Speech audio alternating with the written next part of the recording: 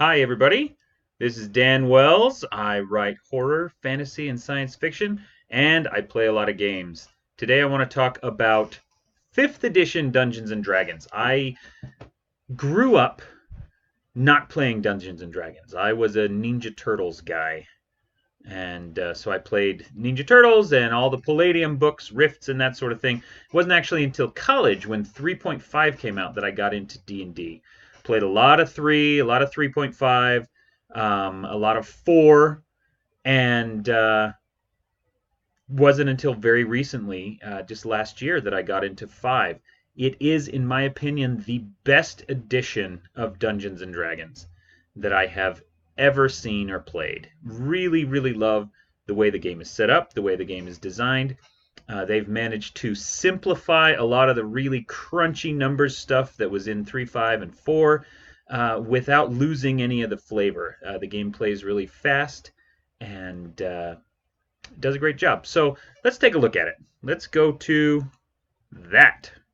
So this is D&D Beyond. One of the other things I love about 5th edition D&D is that it is so well integrated with the web and with online tools. There's a lot of incredible stuff you can do. This isn't really a review of D&D Beyond, but that's what I'm going to be using. I've got kind of the legacy account or whatever that gives you all the books, and there are a ton of books. And at some point over the course of this year, I hope to get to every single one of these. But for now, let's just take a look at this. So the basic function, if you've ever played any version of D&D from 3 and on, then you kind of know the basic premise of it. It is a D20 game, which means that you roll a D20, you add some bonuses, and if you hit or pass a target number, you succeed. Hooray! There are 6 ability scores that have become so classic that at this point everyone knows, kind of what they are. Can you show me an example of them? No, you're going to show me all this dumb stuff. So there is strength, dexterity, which are and constitution, which are the 3 physical skills. How strong you are, how agile you are, how tough you are. And then there are intelligence, wisdom, and charisma, which are like the 3 mental or emotional skills. How smart you are, how well you can apply that smartness. They use it more for like awareness, intuition, and stuff. And then charisma, how good you are at talking to people and convincing them to do things for you. So every ability score has a different thing. And then, of course, D&D still uses the race and class system that they've had since forever. That there are, humans and dwarves and elves, and each of them come with little bonuses to their attributes and things like that. It's a good system. It allows you to do a lot. Hang on, I gotta take a drink real quick. Sorry about that. The race and class combination system, if I have any complaint about it, it's that the racial attribute bonuses tend to lead you in very specific directions.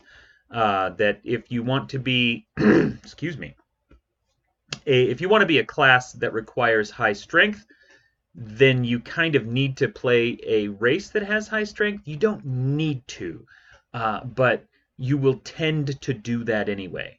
So, a half orc will always be a better barbarian than a halfling will. And some people love that, and some people don't like that. The kind of racial determinism of it certainly is not the way that I think the industry is headed. And in fact, D&D Beyond recently published an article with listing several kind of home rule variants where you can change the way that racial benefits work. So just kind of to open up the options so that any race can play any class and anything can fit together, and it's great. Anyway, so there you go. There's all that stuff. Let's have a look actually at. So here's all the classes. Artificer, I don't think is in the core book, but Barbarian, Bard, Cleric, Druid, Fighter, Monk, Paladin, Ranger, Rogue, Sorcerer, Warlock, Wizard. Blood Hunter is like a new thing that they're looking at. Ignore that for now. It's not an official play-tested class. And so that kind of covers a lot of the classic fantasy archetypes. I would say most, if not all, of those fantasy archetypes are covered by that. And the reason that I think that's important is because what D&D 5 is trying to do is be all things to all people in a way. It doesn't have the kind of targeted mechanical systems that I've been talking about in some of my previous reviews, like the way the One Ring uses hope and fellowship and things like that to kind of really focus in on the concept of maintaining your spirit in the face of darkness and how that is kind of the key element of adventuring in Middle Earth. D&D doesn't focus in that direction specifically. What they're trying to do instead is give you a tool set with which you can tell any fantasy story that you want to go into. And in fact, The One Ring has a companion game published by the same people called Adventures in Middle Earth, which takes all of the One Ring stuff and then puts it into D&D 5 rules. And it still works phenomenally well. And that's because this system is kind of a blank slate. You can take this and do anything with it. There isn't really a setting, in fact, anywhere in the core books. The Player's Handbook, which is what we're looking at today, the Game Master's Guide, the Monster Manual, they're just a lot of blank stuff, a lot of great detail, but no specific nations or governments or anything like that. In fact, let's take a look at this. The one exception to that, this is the table of contents for the Player's Handbook, is when you get down in here, gods of the multiverse and the planes of existence. Okay? And aside from listing some very specific deities that like clerics and paladins can worship and get spells from, they don't really go into any specifics of setting or place. And the benefit to that is that then they can publish all kinds of setting books, such as, let's take a look at them. What else have you got for us? We have Eberron. There is, I know there's more than just Eberron that came out. But anyway, there's Eberron. There's the Forgotten Realm stuff. Down in the corner, you can see Waterdeep, which is where that comes from. There's the Curse of Strahd, which takes place in kind of the Ravenloft universe. And then, of course, going back through the history of D&D, there's all kinds of other settings. And I would love to see 5th edition versions of Dark Sun and Starjammer and all those kinds of things. So Greyhawk, Forgotten Realms. Forgotten Realms is kind of the default, but you are not forced into it. And in fact, in my experience, and maybe this is just my own play group, we have always, for the most part, just created our own settings. We did do a huge campaign in Eberron, but for the most part, we came up with our own fantasy worlds, and that's something that D&D makes very easy. Those fantasy worlds are still going to have the same kind of races and the same classes and the same monsters, but you can really have free reign, giving your own nations and kingdoms and your own kind of environments and all of this stuff. And so, like I said, D&D 5 is a tool set that you can use to create any stories in any settings that you want to get into. So, hooray for that. The reason that I think 5th edition works so well is that they've streamlined a lot of stuff. And I want to look specifically at the skills, and then I want to look at advantage. Advantage is such a simple mechanic, but it covers so many things, and it's wonderful.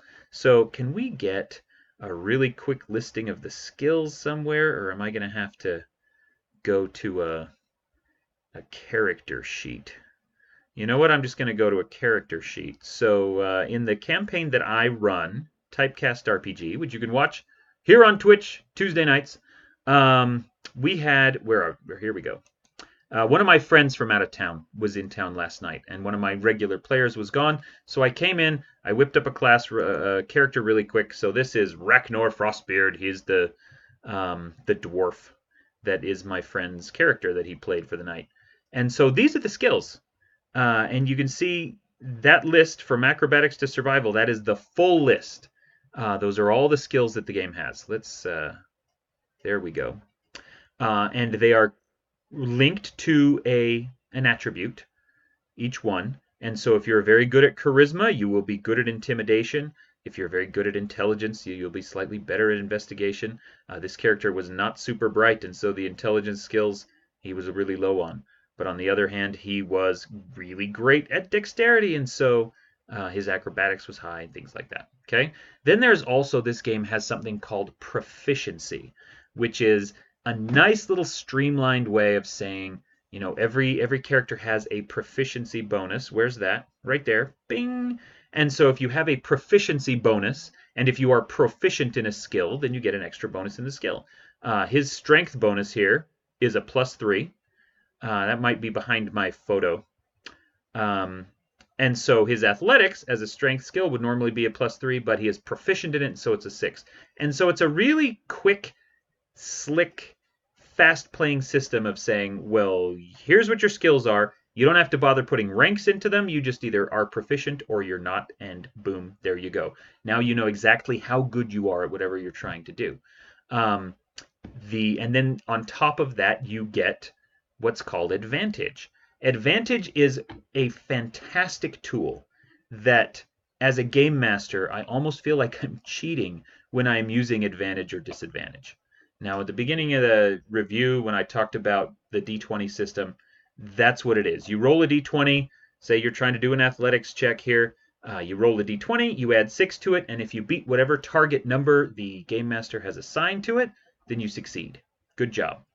And now, previous editions of Dungeons and Dragons had so many extra corner cases and things that were happening and extra rules that you had to keep in mind and remember how they worked. And what 5 has done is thrown all of that out the window and then just said, if you are more likely than normal to succeed in this case, you have advantage. And if you are less likely, you have disadvantage. And what those mean is that instead of rolling one 20-sided die, you will roll 2. And if you have advantage, you get to keep the highest one. And if you have disadvantage, you have to keep the lowest one. That is so nice. Like I said, it sounds like cheating, and it's such a dumb, simple mechanic, but it's brilliant at the same time. To be able to say, and it lets the characters add a lot of role playing into it. One thing that previous editions of D&D would fall into a lot is the players would say, well, okay, it's your turn. What are you going to do? Well, I'm going to hit him with my sword, and then you roll to hit, and then you either hit or you don't, or whatever. And then your turn's over and you move on. And it was very mechanical, and it was very kind of robotic. What 5 does is it gives the players a chance to say, well, I'm going to hit him with my sword, but how can I get advantage on this roll? I'm slightly higher than him. Or can I climb up higher than him? Can I stand on the table and hit him from up there? And so then they start taking advantage of their environment. They start taking advantage of other things. When you get into a social situation, so instead of using an attack roll, you're trying to do something down here like persuasion or intimidation. And you say, okay, well, I want to try to persuade this person. We're both dwarves, so maybe can I get advantage for that because I've got this kind of cultural context with him. Things like that make it very easy for the players to add extra flavor and for the GM to say, yes, that sounds great. You have advantage on this check. Or if the characters want to try something that sounds like it would be incredibly difficult, and you think, well, okay, I want to allow her to do that, but I don't want to spend 5 minutes flipping through the rulebook to figure out exactly how hard it will be and how I'm going to lower the target number. You can set the target number wherever you are, and if you really want to hammer it home that it's hard, you can say, yes, you can try that, but you'll have disadvantage on it. So the advantage-disadvantage system really works well, and it's a great innovation that streamlines the game a lot. So let's go back. We'll look at our player's handbook again. Table of contents here. let's take a look at a class itself, and let's take a look at Paladin. Okay? Boom. So when you pick a class, it comes with a summary here, and it's kind of going for this high fantasy thing that D&D's always gone for. So you're going to see a lot of plate mail and swords and that sort of thing. It will describe a little bit about what it's like to be a paladin. Again, with setting information stripped out. And so you're getting the basic premise of this is a holy warrior, someone who has dedicated their life to a specific faith or a specific deity. And then you can fill in those blanks depending on the setting that you're using or the setting that you've created. Then you get down further into it, and it says, well, here you go. Here's the leveling system. The game goes from level 1 to 20. You start at level 1, and there's something new at every level, whether that is going to be, well, your proficiency bonus gets higher and higher as you go up, or you get extra spells over here, or you just get some extra cool abilities. Every level something happens. One of the other great things they've done with D&D 5 is that level progression works. It works really smoothly. One of the problems in 3.5 is that the leveling did not stay balanced. A level, especially once you got into the back half, you hit level 10, and then the spellcasting characters would just take off. And by the time you got to 15, even by the time you were just at 12 or 13, a wizard was drastically more powerful than, say, a fighter. And 20 does a 5 does a much better job of that. 5th edition has really smooth scaling. All the classes feel powerful and relevant at every level, and you don't get that sense that previous editions had, where we could go all the way to 20, but it doesn't feel like it would be worth it. We did go all the way to level 20 in our Eberron campaign that we played, uh, 8 years ago, whatever that was. And, by about 15, you just feel like, well, we're only doing this so we can say that we've done it. You don't have that problem with 5. 5th edition levels really cleanly. And reading through the book, this is online, so they're all hyperlinked, but all of these abilities are explained down in here, what this all means, what kinds of armor and weapons they can use, and then one of the great things that each class has is at some point fairly early on, they're going to get to make a choice that will help them specialize further. So, for example, with a paladin, it's fighting style. And depending on the fighting style you choose, that will define your paladin and make you different than other paladins. And then you'll get to do that again later on when you're choosing, for example, the oath that you are going to swear. Okay? And there's different oaths that you can take. And each one will give you spells, each one will give you some channel divinity powers, but depending on who you swear an oath to and what those oaths are, here they are, then those spells will be different, and the channel divinity will be different. And so if you have the Oath of Devotion, you get all these cool powers. If you have the Oath of, show me another oath, the Oath of the Ancients, this is what the Paladin in my campaign just took, then you will get completely different powers. And so every class, more or less, every class that I can think of, even Fighter does the same thing. Let's look at Fighter here. They get to a point where they have a martial archetype.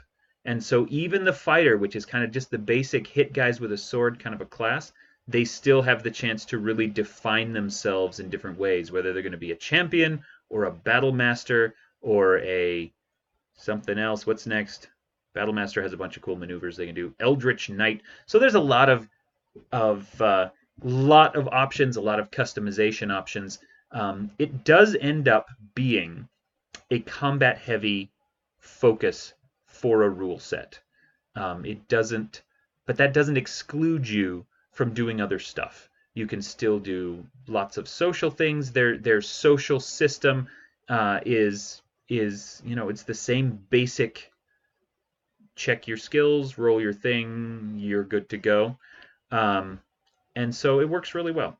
let's go back up to the top. We're going to have a look at our table of contents for this player's handbook one more time and look at multi-classing, because D&D 3 had a wonderful innovation in how multi-classing worked, and they've kind of used a version of that system ever since. Pathfinder picked it up when they started, using the 3.5 rules, and 5 keeps it, which is basically every level that you take, you can take a level in any class. So, if you are level 5 and you get one extra level, that can be the same class you have those previous 5 levels in, or it can be a level of a different class. And that allows for a lot of interesting combinations.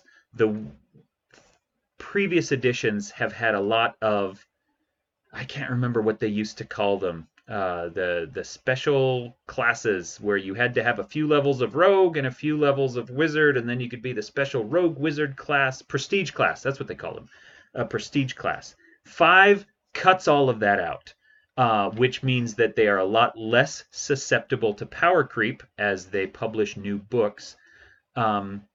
But they still, because every class has those specializations that I talked about, you still have the ability to multi-class, combine things, and have a unique character that nobody else has seen before. So they do a great job, and I really can't say enough good about it. The spell system works really well, which is kind of the classic D&D, unchanged for generations, where there's a number of spells that there's a number of spells you have memorized, you can cast them. One of the great things 5 has done is it has taken out or edited away, and really 4 is what started this, and 5 perfected it. They've taken out or trimmed down the really problematic time-consuming spells, things like polymorph. I remember playing D&D 3, and the wizard's like, well, it's combat, I'm going to turn into a monster. Which monster? Well, give me the monster manual in half an hour, and I will choose the perfect one. And that's not nearly the issue that it used to be, because a lot of those spells have gone down. The druid is able to turn into different animals really easily and smoothly without having to take 9 years to decide which ones and then figure out what all their powers are. They've just really streamlined everything. And I guess that at the end of the day is the point that I want to make. This is the same game you've been playing if you've played any previous version of D&D, but polished and streamlined to a cutting edge. It really is the best version of D&D that they've ever put out, and huge kudos to them. It is also, without question, the most popular role-playing game now and or ever. More copies of 5th edition have been sold than, to my knowledge, all the previous editions combined. It is massive in a way that role-playing games have never been, and going very mainstream. So if you are looking for a role-playing game and you've never role-played at all, D&D 5 is an absolutely excellent first choice, because you are 100% going to be able to find other people who know it, and maybe who are even looking for more people to add to their group, or who don't have a group and want one. It's the great entry-level system that everyone knows, everyone's familiar with, and that is a good way to jump in and learn how role-playing works. So here you go. D&D 5th edition. They have done some fantastic stuff, and huge credit to them for that.